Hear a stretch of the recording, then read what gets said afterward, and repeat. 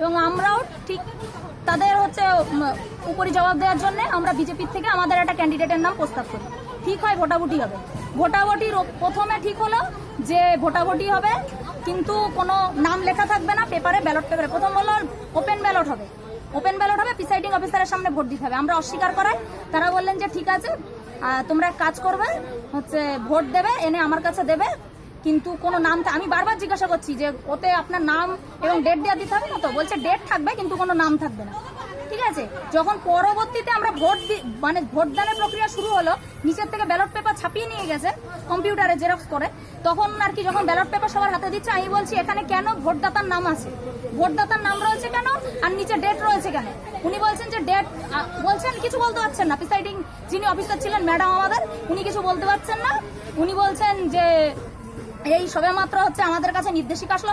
আমি বলছি সবে নির্দেশিকা আসলো, আমরা এই সবে মাত্রই আমরা ভোট বয়কট করছি।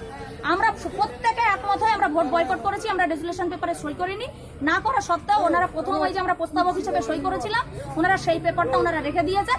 ওনারা বলছেন কি যে এই যে তোমরা ভোট বয়কট করেছো, ভোট বয়কট করা সত্ত্বেও ওনারা 12 জনের হাতে পেপার দিয়ে দিলেন এবং ভোট দিতে বললেন ওপেন ব্যালটে।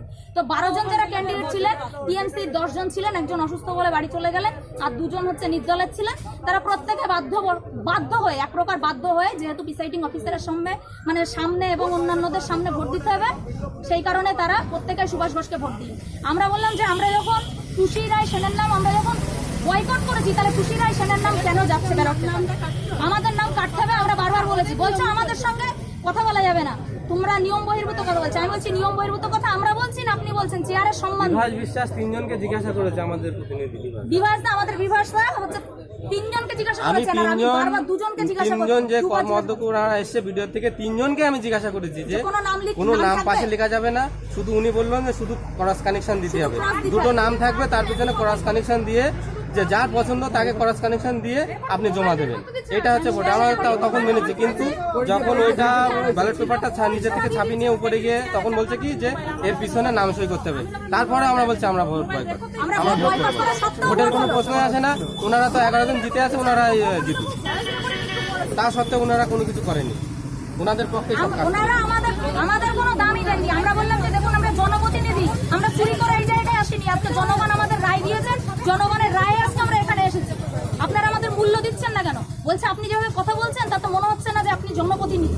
আমি বলছি আপনার কি মনে হচ্ছে? আপনার আমাকে দেখে কি মনে হচ্ছে যে আমি চুরি করে এই জায়গায় এসেছি? ঠিক আছে, দেখলেন ফুলসরা অঞ্চলের কিভাবে ঘটেছে কার্যকলাপ। তৃণমূল একতরফা বিচার করে বিজেপিকে পক্ষপাতিত্বহীন করে যেভাবে বিজেপির সমর্থন দিতে দেয়নি, বিজেপিকে সাইড করে দিয়েছে ফুলসরা অঞ্চলে, তা দেখলেন।